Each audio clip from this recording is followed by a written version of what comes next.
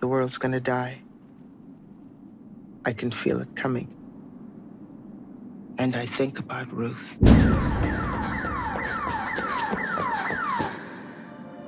How does she survive out there on her own, as broken as she is?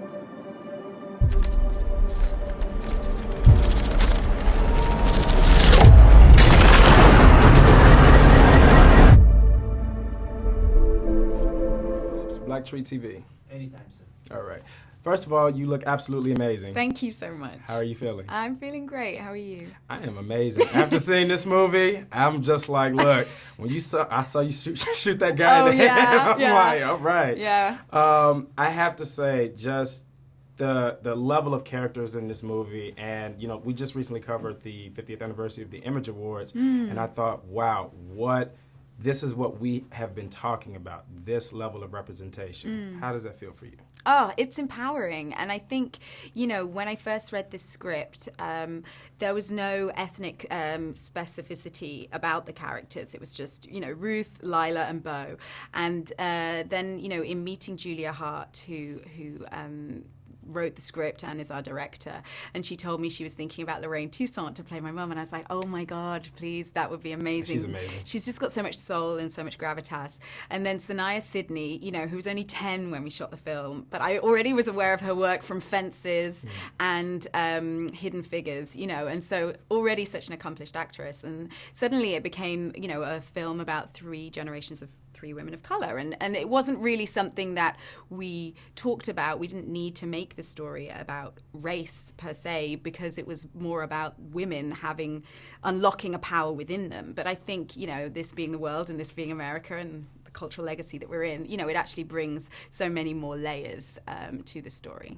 And I love how you say that it's not necessarily about color, because I looked at it colorblind. Yeah. But what I think that some people may resonate well with is that Ruth is on the run from the government because she has superpowers. And I think some people could look at it as, today, how the government or, some people make label cultural appropriation about how people are trying to study and dissect them. What do you say to that? Well, I think it's definitely open to interpretation, and I think that that's the great power of the world that we created. Is it's a familiar world, but it's just a little off, almost like a parallel dimension or something. And I think for me, I just found it fascinating, like you say, that Ruth is on the run from these forces. We don't know who they are. We discover they're actually a group of men. Right. But that she's also on a deeper level.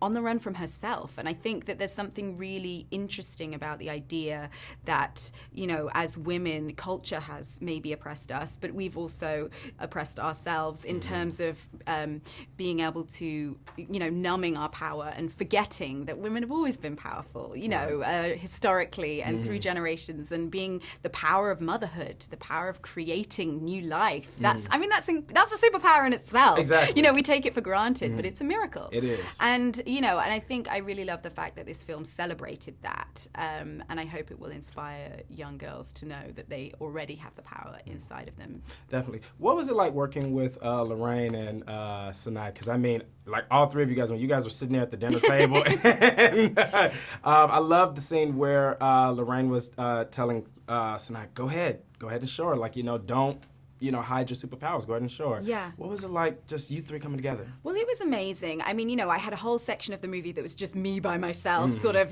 driving in the desert or running through the desert. And then actually to be at the farmhouse, the family home, was really amazing to be with those women and to think about these 3 generations, and that mother-daughter dynamic, I think, can often be a tough one when women or young girls evolve into women, and how they sort of break free and find their own identity. But working with those women was just incredible, and with Julia at the helm, it was a very special sort of familial experience. That's my bowl. I broke that bowl. I remember I wanted to use my abilities to fix it, but our abilities can't fix things. We can all take things apart And put them back together the way they were. If something's broken, it stays broken. Mm-hmm. What kind of special training did you have to go into, you know, just to prepare for this work? Because I know you're not new to, you know, action, but, Yeah. you know, what was it like, you know, stripping yourself down and going really raw? for Yeah, this? well, that was so appealing to me because when I read the script, I was actually filming Cloverfield Paradox, and most of that was set in space and on a soundstage, and you know, and there was a claustrophobic energy to the film, which was intentional. But for me to be able to have something where I really got to break free, and it wasn't about so much about the special effects, it was more about the relationships. And instead of being on a soundstage, we were literally out in the desert where you can, you know, you can see miles around and these sunsets and incredible light that you have in New Mexico. So for me, that was really appealing. The idea of doing some action, you know, the fact that Ruth has this sort of feral wildness about her. She's keyed into her sort of fight or flight mode. She's not sort of cultured and together. She's kind of raw. That was really interesting to me. And also just, you know, as I say, being out there doing something that was sort of an unconventional superhero story and something that's really grounded. So, you know, I did some research. We did some stunts. I did a little bit of research into, you know, the addictions that she's been dealing with. We definitely use that as a way to ground it in a real world, you know, looking at the 12 steps, looking at Alcoholics Anonymous, looking at different addiction programs. Because it was never revealed. Her addiction, right? Right. I mean, I needed to specify it for myself. But, you know, in the film, you know, she does carry a sobriety chip. We do see Ruth kind of speaking the serenity prayer to herself. The tattoo that's on her arm is the same motto that's on the sobriety chip, which is this above all to thine own self be true.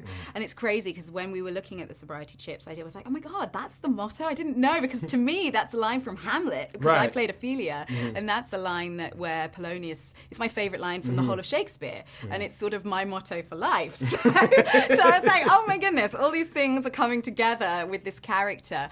So it was kind of fun to sort of think about her backstory and, you know, and again, help design the tattoos and just bring a sort of a more gritty element to her. Definitely. Absolutely amazing. Thank you so much. Thank you. Thank you.